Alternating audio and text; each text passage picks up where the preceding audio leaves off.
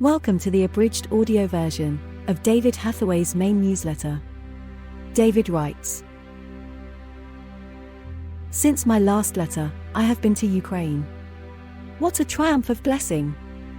Most of the time was filming for our documentary on Ukraine, which is being produced with some urgency. But on the Sunday, I preached to a church, with 5,000 attending, despite the war. Pastor Henry introduced me simply by saying that 30 years ago, the church did not exist, and that he was simply my interpreter in the Dynamo Stadium. What a testimony! After 30 years, the church he started, after that evangelism in the stadium, now has 5,000 attending during the war."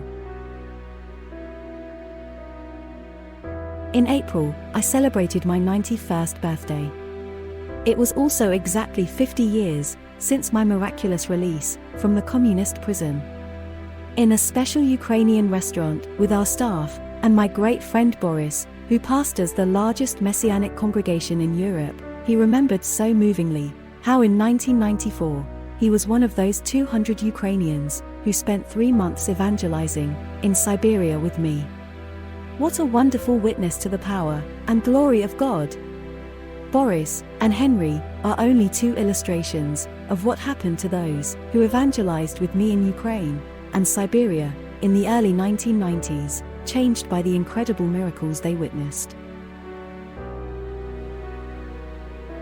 Then on the 29th of April, I was in Germany, holding a day of prayer for Ukraine.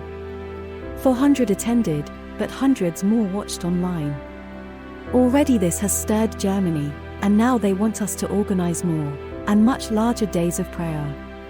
Something is dramatically changing in Germany, which is part of my vision for Europe.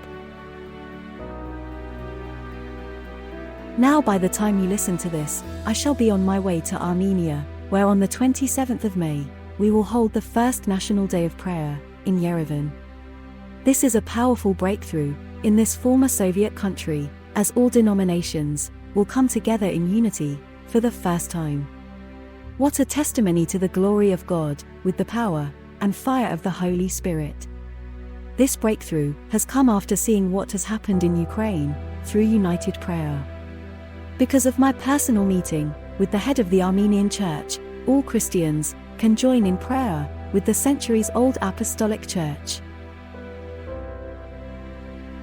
I believe that to succeed in changing the nations, we must firstly break through with powerful prayer, then release the Holy Spirit's power through evangelism. Nothing happens without prayer. Prayer has been such an important part of my life, a real relationship based on two-way communication. I talk to the Lord, and He responds by clearly answering.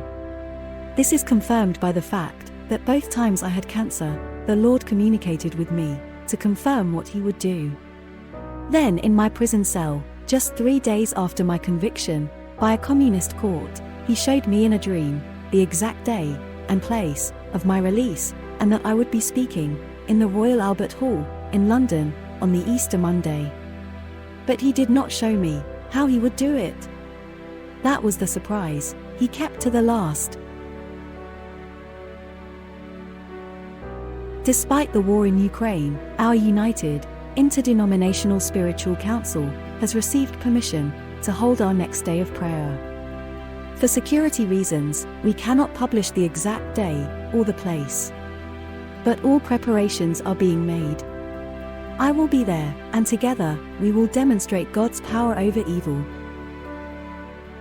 Our work in Poland continues with the team we have working there. This includes my friend, Anthony, who founded and heads the Alpha courses in Poland. Although very evangelical, he has a responsible position in the Catholic Church and is able to open many doors for me. Thank you for your vital support. Although I am supported by all my family, and my youngest daughter and 2 granddaughters work in the office, life in my position can be very lonely at times. Most people of my age are retired and spend much time with family, but I am so busy with long-distance travel, ministry, work in the office, as well as time set aside for my close relationship with the Lord. Some years ago, I felt I had to apologize to my family for my long absences over the years, including 1 year lost in prison, and 1 year when I spent 7 consecutive months in Belarus, Siberia, and Ukraine. But this has only brought us closer, so that I feel closer to my family now than ever before. But my life is Jesus first, ministry second, and family third. Many marriages break up because of similar reasons, but my wife supported me to the end. As she famously said, "We did this together." Thank you for your letters, emails, and support. They comfort and encourage me. What I do would be difficult for a 60-year-old, but I'm 91, and I won't stop until Jesus comes back. Please keep giving and praying. I also pray and believe a miracle will happen here in our beloved land. Thank you for your support of this ministry. To make a donation, visit eurovision.org.uk/donation. We are so grateful for your continued support of this ministry in prayer and finance. We thank God for you.